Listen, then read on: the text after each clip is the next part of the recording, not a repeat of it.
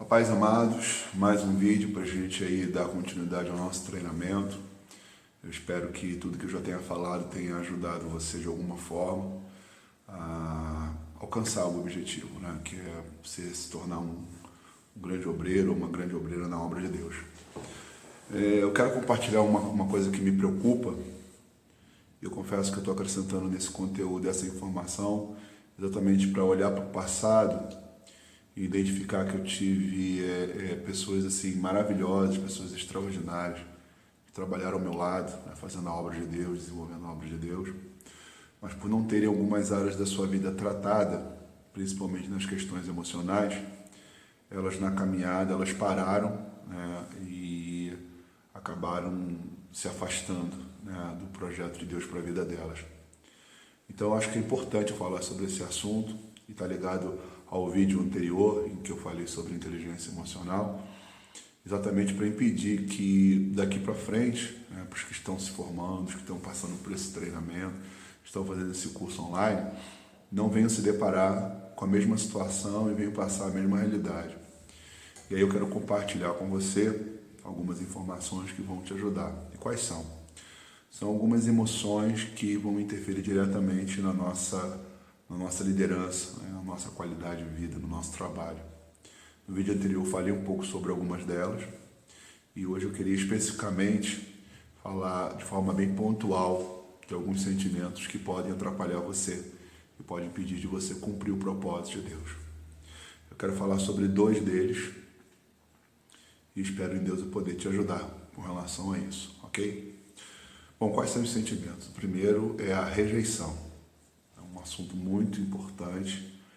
Eu acho que existem muitas pessoas boas, que têm muita boa vontade, que querem muito fazer a obra de Deus, mas se não tratar esse problema emocional, elas vão ter muita dificuldade e talvez não consigam alcançar o objetivo, se isso não for identificado e não for tratado. Então eu quero falar primeiro sobre rejeição nesse vídeo e no próximo eu vou falar sobre a ansiedade. Bom, vamos lá. Bom, mas eu quero dizer para vocês o seguinte, né? Boa parte dos nossos problemas que a gente às vezes tem na nossa caminhada, eles muitas vezes estão ligados ao passado. Isso é a dificuldade que você às vezes está tendo hoje, né? As crises, as lutas, os bloqueios, os sentimentos, eles quase sempre estão ligados ao passado. Um dos pontos que interfere muito na nossa qualidade de vida, na nossa visão, no nosso papel no reino de Deus, exatamente é o sentimento da rejeição. E eu vou explicar para você o que é a rejeição, como ela interfere na nossa vida e quais são as ferramentas, quais são as soluções em Deus que a gente pode trabalhar isso aí. Bom, vamos lá. Primeiro que a rejeição também é um sentimento, né? E todo ser humano, né, ele nasce, cresce, envelhece e morre com uma necessidade de se sentir amado. Né? O afeto, o amor é uma necessidade contínua na nossa vida. Porém, algumas pessoas no decorrer da vida, elas passam por experiências em que esse sentimento ele não é preenchido. Por exemplo, quando você é criança, você sente a necessidade de ser amado pelos pais. Quando você se torna adulto, você sente a necessidade de uma pessoa, um cônjuge, para que você também preencha esse sentimento. Quando a gente fica mais maduro, a gente começa a colocar essa expectativa nos filhos. Você quer se sentir amado na vida dos filhos, é quando você quer ser pai, quer ser mãe. E na velhice, a gente acaba querendo ser amado pelos netos. Então, durante toda a vida, a gente busca preencher esse sentimento. Mas, infelizmente, né, muitas pessoas elas passam por experiências na infância que esse sentimento ele não é correspondido. No caso, especificamente, vamos começar pelos pais, porque vocês sabem que muitas pessoas elas interpretam, né, a questão da sexualidade não como um ato que deve ser praticado por pessoas que são casadas, e aí elas se envolvem muitas vezes sexualmente fora do casamento, o que a Bíblia chama isso de fornicação, e muitas vezes ela gera uma criança, onde vem uma gravidez indesejada, e por essa gravidez ela não ter sido planejada, essa criança que está sendo gerada, muitas vezes ela já sofre algum grau de rejeição. Por quê? Normalmente a jovem, quando engravida, ela comunica, né, ao namorado. O namorado reprova, no momento que ela está grávida, reprova. E aí vem o primeiro nível de rejeição, que ele acha que ele não está preparado para isso, que não era a hora, que ele não tem condições financeiras, que eles não estavam preparados para morarem juntos.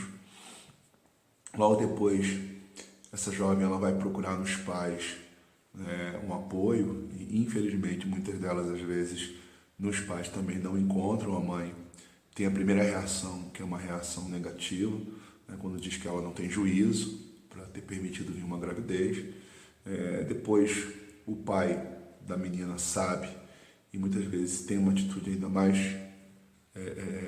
uma atitude muito mais forte de rejeição, diz que não quer nem saber porque ela não pensou, se envolveu com a pessoa errada. E enfim, muitas vezes uma jovem ela começa aborta, não aborta, ninguém quer essa criança, e dentro dela começa a fervilhar um sentimento de que essa criança não deveria vir ao mundo. E assim, uma criança passa no ventre, o que a mãe pensa, a criança não sabe, mas o que a mãe sente, a criança acaba desenvolvendo quando vem ao mundo já os mesmos sentimentos. Eu tenho casos de jovens que eu tratei, que os sentimentos negativos que elas tinham estavam ligados diretamente aos sentimentos que a mãe teve durante a gestação. Tem algumas histórias assim interessantes. E o que ocorre? Essa criança vem ao mundo e ela já tem uma predisposição a se tornar uma criança problemática, porque já no ventre ela sofreu algum grau de rejeição. Normalmente os problemas que essas crianças elas manifestam, normalmente elas vão para os extremos, né? Seria, algumas desencadeiam um comportamento de isolamento, já um comportamento já meio depressivo, e outras desenvolvem um comportamento agressivo, violento. Às vezes você vê a criança com 2, 3 anos, elas já começam a externar esses extremos por causa disso. Essa criança cresce um pouco mais, e aí o que acontece? O relacionamento não dá certo, e hoje vocês sabem que o casamento é uma coisa para a sociedade, né? Uma coisa difícil de ser mantido. Hoje, muitos casais aí, né, até aí, segundo as estatísticas, mostram que o número de separação hoje é muito significativo. E essa criança, ela cresce, às vezes, sem a presença do pai ou sem a presença da mãe. Elas acabam, em algum momento, sendo vítima de uma situação que envolve a separação. Ou quando não há separação, às vezes da parte do pai, existe um comportamento de indiferença. Isso é, alguns pais que por não receberem afeto na infância, não receberem amor, eles não conseguem também dar para os filhos. Às vezes são responsáveis, principalmente hoje que a gente vive uma sociedade capitalista, os pais tentam preencher as dificuldades com os filhos dando coisas, né? Então, hoje os filhos eles têm celular, têm muitas vezes moto, eles têm computador, eles têm todo um conforto, mas muitas vezes eles não têm afeto, carinho, não têm atenção. E por causa desse tipo de comportamento, os pais não percebem que os filhos se tornam adultos e eles desenvolvem problemas que são problemas emocionais, principalmente ligados a essa questão da rejeição, porque eles se sentem rejeitados de alguma forma, ou por abandono, ou por falta de afeto, ou às vezes até mesmo pelo próprio comportamento dos pais dentro de casa, onde eles presenciam muita agressão, muita briga, muita discórdia. Isso acaba desencadeando exatamente na vida da criança uma série de sentimentos negativos. E aí elas se sentem rejeitadas porque elas presenciam aquela cena e elas acabam externando através de comportamentos problemas que estão ligados à questão da rejeição. E aí, como é que esses sentimentos eles vão externando comportamentos? Normalmente as nossas ações são movidas pelas coisas que a gente sente. Isso é, você sente raiva, qual vai ser a sua ação? Vai ser muitas vezes uma agressão verbal, uma agressão física. Você sente carência, qual vai ser a sua reação? Muitas vezes achar que as pessoas elas não lhe reconhecem, ou você se envolve em vários relacionamentos por causa da carência. Então, assim, cada sentimento vai causar uma ação, um comportamento. E assim, quais são os comportamentos mais comuns naquelas pessoas que sofrem rejeição. E eu acho que isso é interessante você saber, exatamente para você se autoavaliar, você que está sendo treinado para ser líder, porque você precisa entender isso com muita clareza, para que você não venha externar esses comportamentos e quando não está relacionado a você, os seus discípulos, para que você possa tratar isso. Bom, os comportamentos mais comuns são pessoas que se sentem rejeitadas, elas são tendenciosas. Claro que, veja só, você que está me ouvindo nesse vídeo, isso não é uma regra. Porém, estatisticamente, a maioria das pessoas elas são tendenciosas a ter esse tipo de comportamento por causa desse sentimento. Às vezes elas estão no final de vida, já está com 60, 70 anos, e elas carregam ainda esse sentimento fruto da experiência da infância. Então, as pessoas elas podem carregar durante toda a vida problemas emocionais e ter comportamentos problemáticos por causa disso. Então, quais são os mais comuns? Um deles é a dificuldade de se submeter, certo? E aí eu vou dizer para você, a submissão é uma coisa importantíssima. Por quê? Porque na vida, pessoas que não se submetem, elas são mais propensas a não ter sucesso. Por exemplo, se você não se submete ao seu patrão, possivelmente você vai perder o emprego. Se você, que é mulher, não se submete ao seu marido, possivelmente você vai perder o casamento. Se você, que é jovem, não se submete aos pais, possivelmente você vai perder com eles privilégios, vai perder talvez sua mesada, você vai perder uma série de coisas. Se você não se submete às leis de trânsito, você possivelmente vai perder a sua carteira. Se você não se submete na escola, possivelmente você vai perder o ano, então o ano letivo. Então, assim, não se submeter é uma coisa extremamente perigosa e nociva. E existem pessoas que são altamente insubmissas, são aquelas pessoas que dizem, ninguém manda em mim, eu faço o que eu quero, eu não me submeto a ninguém. E isso é muito ruim, porque a Bíblia fala também sobre isso. A Bíblia fala o seguinte, que quem não se submete a Deus perde a salvação. Romanos diz lá que todos nós devemos estar sujeitos às autoridades e que toda autoridade ela é constituída por Deus e que não se submete à autoridade traz sobre si condenação. Então você pode perder até a salvação se você não se submete a Deus, se você não se submete aos líderes. Hebreus diz assim, sujeitar os vossos líderes porque velam pela vossa alma e hão de prestar conta dela. Então, assim, a hierarquia, né, se submeter à autoridade superior é um princípio para que haja harmonia, para que haja disciplina, porque, assim, sem regras só existe anarquia. Você tira o professor da sala de aula e a turma vira uma bagunça. Você tira o chefe do departamento, a empresa não produz. Então, na realidade, há uma necessidade de todo mundo se submeter a alguém. Se você está sendo treinado para ser líder, você precisa aprender esse princípio, que se você não se submete, Marcelo, eu não vou me submeter a tudo que me falam, porque eu não concordo.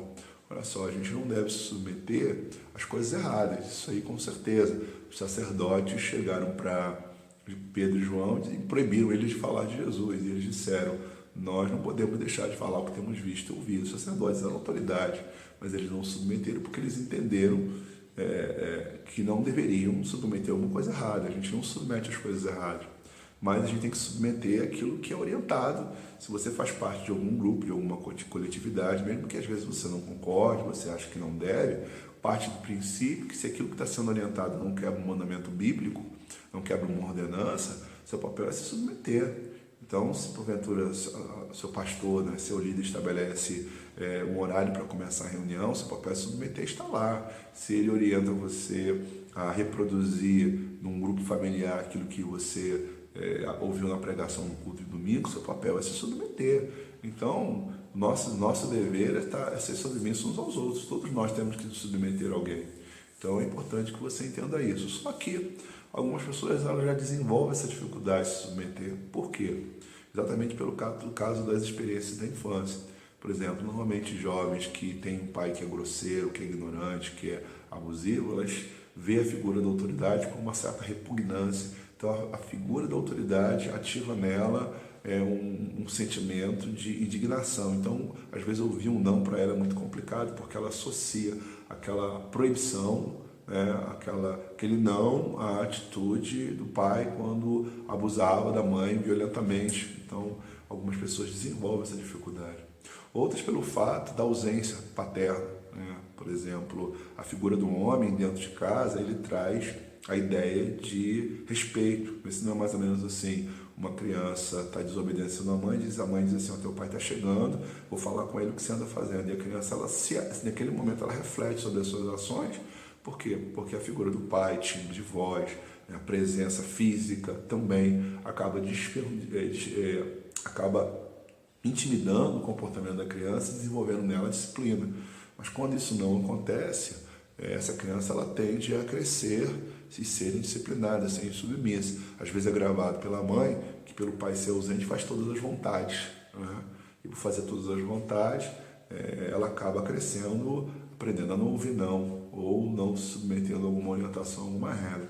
Então, algumas pessoas, ao se tornarem adultas, elas são extremamente insubmissas, exatamente pela essa experiência de infância, a ausência paterna, o abuso de autoridade, a falta de regras, né? E ela tende a ser problemática.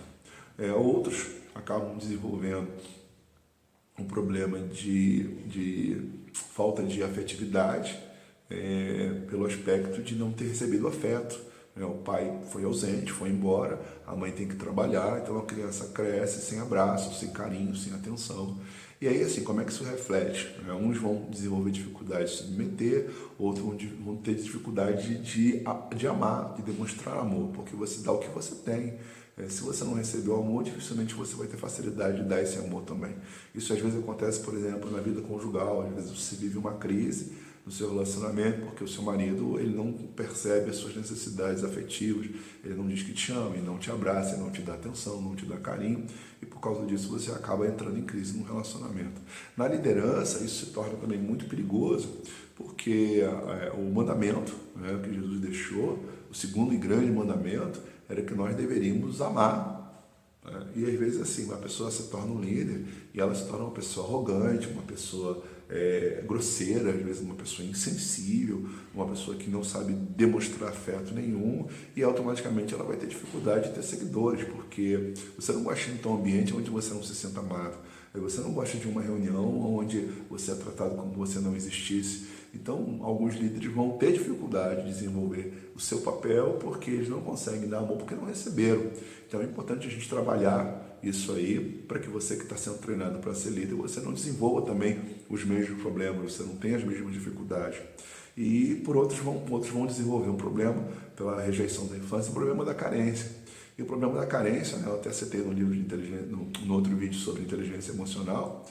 O problema da carência é que você pode ter um comportamento totalmente inadequado como líder, né, tendo em vista que você vai exercer um papel de destaque, você vai ser visto. Então, quais são os problemas que podem acarretar?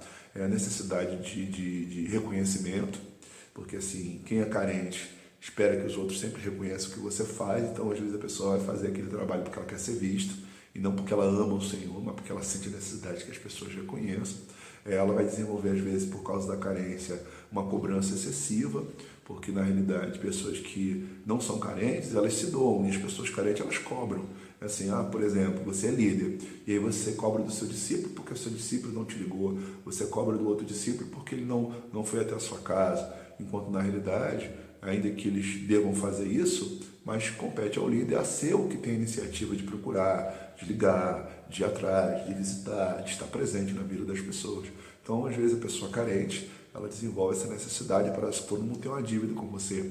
Se a pessoa passa por você e não lhe cumprimenta, você se chateia. Se a pessoa faz um aniversário e ela não te convida, você se chateia. Então, automaticamente, as pessoas elas vivem sempre com uma dívida com você, porque você é carente. Então, normalmente você se intriga com facilidade, se aborrece com facilidade com as pessoas que te cercam.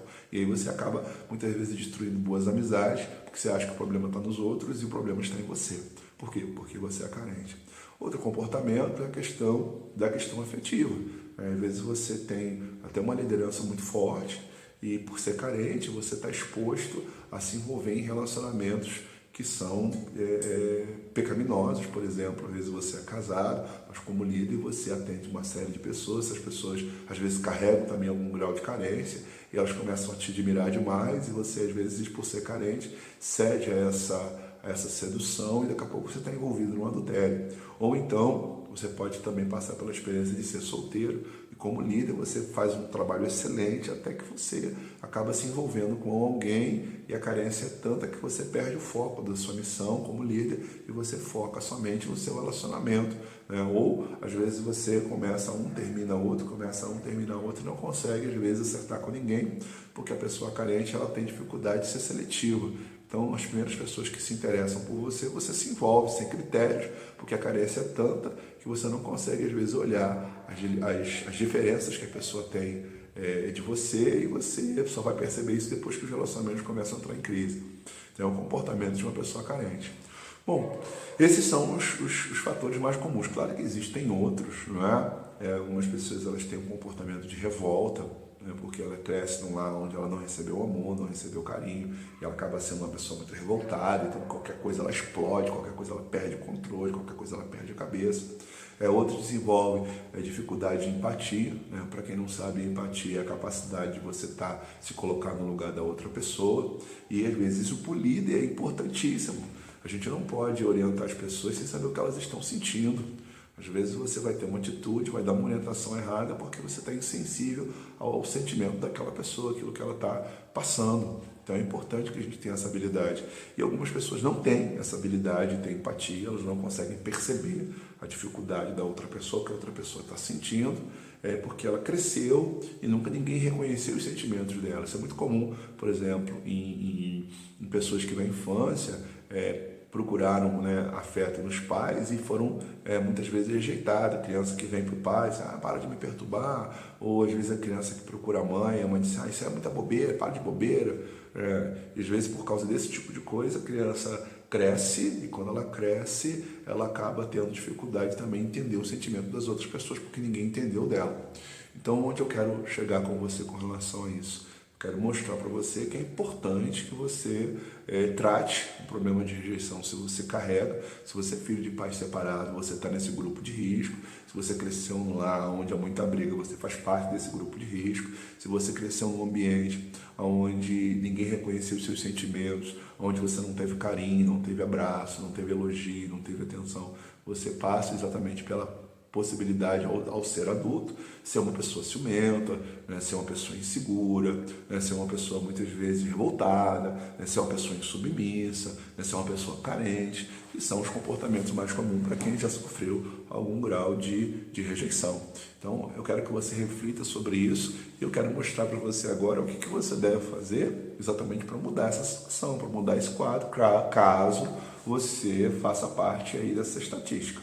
Primeiro, que você precisa entender o seguinte, talvez você diga assim, caramba, eu passei por isso, realmente eu tenho dificuldade de me submeter, eu sou uma pessoa muito carente, eu sou uma pessoa que me firo com facilidade, eu tenho esse perfil. A primeira coisa que você precisa fazer para tratar isso é tratar o perdão. Porque veja só, às vezes a gente diz que perdoou, mas na verdade não perdoou com as nossas ações, né? O perdão, de repente fala assim, mas eu não senti ainda no meu coração desejo de perdoar, se eu perdoar vai ser uma hipocrisia. Primeiro eu quero que você entenda que o perdão não é uma atitude emocional, a gente não perdoa porque sente, o perdão é uma atitude racional, a gente perdoa porque entende que à luz da Bíblia nós temos que perdoar independente da pessoa merecer ou não. Então é importante que você chegue para Deus e diga para Deus, Deus, olha, eu perdoo meu pai porque me abandonou, porque foi embora. Eu perdoo minha mãe porque foi muito agressiva, porque foi muito ausente, porque preferiu o meu irmão do que a mim. Então você precisa declarar em oração que você perdoa essa pessoa. Isso vai te ajudar? Claro, por quê? Porque os sentimentos negativos que a gente tem estão ligados aos pensamentos negativos. Quando você não perdoa alguém, você tem um pensamento negativo sobre aquela pessoa. Mas quando você libera ela, você declara em palavras perante Deus que você está perdoando, você está desconstruindo na sua mente um pensamento negativo sobre essa pessoa, sobre aquilo que ela fez com você ou deixou de fazer. E isso já é o primeiro passo. O segundo passo é que você tem que ressignificar essa experiência do passado. Como é que você ressignifica essa experiência? É quando você entende que o erro que a pessoa cometeu, ela não cometeu simplesmente porque ela era perversa ou porque ela quis. Na maioria das vezes, o erro que os pais cometem com os filhos estão ligados também ao que eles viveram na infância. Então, quando você libera perdão e você ressignifica, você começa a ter uma outra visão daquela realidade, daquela situação. Por exemplo, eu vou contar algumas histórias que vão lhe ajudar a você entender bem isso. Por exemplo, uma jovem uma vez me procurou e ela tinha um problema de se automutilar, né? E ela tinha um sentimento muito negativo com relação ao pai. Ela era uma pessoa muito insegura, muito ciumenta, e ela entendeu que isso era reflexo do relacionamento com o pai, porque o pai era uma pessoa muito seca, era uma pessoa que não dava carinho, uma pessoa que não tinha diálogo com ela. E na conversa que eu tive com ela, né, eu perguntei para ela por que ela era daquele jeito. E ela chegou à conclusão que ela era assim exatamente pelo que ela não teve, que foi afeto do pai. E naquele momento eu perguntei para ela se ela era dessa forma por causa do pai. Eu perguntei, por que seu pai é dessa forma então? E quando ela disse que não respondia, não sabia, eu disse para ela, bom, talvez seja por causa do pai dele, certo? E falei para ela, vai para casa, pergunte ao seu pai, pergunte como é que foi a infância dele. E uma coisa que ela reclamava comigo era que o pai nem no dia do aniversário conseguia dar ela parabéns, não conseguia comemorar com ela o dia que ela nasceu. Então ela se sentia muito rejeitada por causa disso. E ela me contou, né, quando ela foi para casa, depois ela voltou para conversar comigo, ela me contou que na infância, né, o pai dela, ela perguntou ao pai, me conte como é que foi a sua infância. E aí ele sentou no sofá, ela falou assim para mim, os olhos dele se encheu de lágrimas, ele falou assim, minha filha, seu pai nunca teve infância. Eu fui trabalhar na lavoura, né, com 6 anos de idade, meu pai me levou para trabalhar na lavoura, e assim, eu não tive infância, minha infância foi trabalhando. Para você ver, minha filha, eu nem sei qual é o dia do meu aniversário, porque meu pai nunca comemorou isso, então eu nem sei qual é o dia que eu nasci. Quer dizer, quando ela ouviu essa história, ela entendeu que se o pai não dava afeto, não dava carinho e não conseguia nem pelo menos dar parabéns no dia do aniversário dela, ela entendeu que ele era assim porque foi o que ele passou na infância. Então, quando a gente passa as situações, às vezes para o nosso discípulo, explica que o que aconteceu no passado está ligado também ao que os pais passaram com os seus avós, eles começam a entender. Então, a gente tem que entender também, às vezes no nosso caso, que às vezes o que o nosso pai fez conosco ou deixou de fazer está ligado diretamente ao que os pais deles também fizeram. Então, se você é vítima, eles também são. Eu me lembro de outras histórias. Eu atendi uma pessoa e essa pessoa ela tinha um sentimento muito ruim com relação à mãe dela, porque a mãe dela havia colocado uma série de pensamentos negativos sobre a questão da vida sexual, e ela compartilhou. E quando ela estava adulta, isso trouxe para ela uma série de traumas. Mas assim, quando nós começamos a conversar, ela me expôs que por causa disso ela acabou casando já, né, de forma já adulta, já caminhando lá para os 30 anos dela, e ela sofria muito com isso. E naquele momento eu perguntei se ela tinha alguma amiga que na infância ela conhecesse alguma amiga que quando era jovem tivesse engravidado, e ela falou que tinha algumas amigas que engravidaram quando era jovem. E naquele momento eu perguntei para ela assim, bom, se sua mãe errou com você, o erro dela foi um acerto, porque se você conseguiu, com todos os traumas que a sua mãe colocou em você, conseguiu com que você se guardasse até o momento da maturidade para você escolher a pessoa certa. Se hoje você diz para mim que é bem casada e que você seja feliz no seu relacionamento, foi o erro da sua mãe que impediu de você cometer os erros que outras meninas cometeram na juventude, na infância, quando se envolveram com 13, 14 anos e engravidaram e já estão no segundo, terceiro relacionamento. Então, quando eu compartilhei isso com ela, ela começou a ressignificar, ela começou a ver que o erro da mãe ajudou ela a formar uma família mais estabilizada.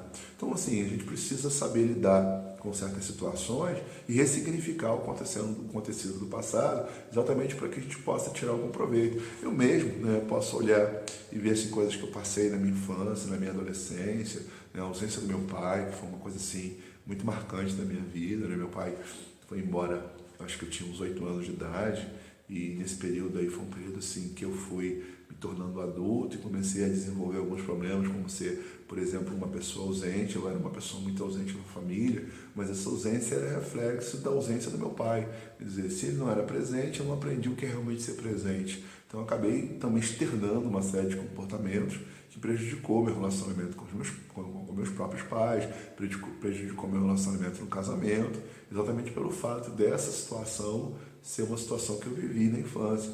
Mas assim, eu ressignifiquei, hoje eu uso a minha experiência do passado exatamente para ajudar as pessoas, para fazer com que as pessoas elas consigam mudar a sua realidade de vida. Então hoje eu agradeço a Deus porque o que eu passei me aproximou de Deus, certo? Porque foi por causa de todas essas situações que eu procurei ajuda, fui para Jesus. Isso fez com que eu também aprendesse a lidar com as pessoas, eu pudesse hoje ajudar as pessoas e ainda descobrir, né, que meu pai, eu me lembro que hoje meu pai já faleceu, mas quando ele era vivo e quando eu me aproximei dele, né, 2 anos antes da morte dele, eu me aproximei e ele me pediu perdão e ele disse que na infância dele, né, ele passou por situações que a mãe dele havia falecido quando ele ainda era bebê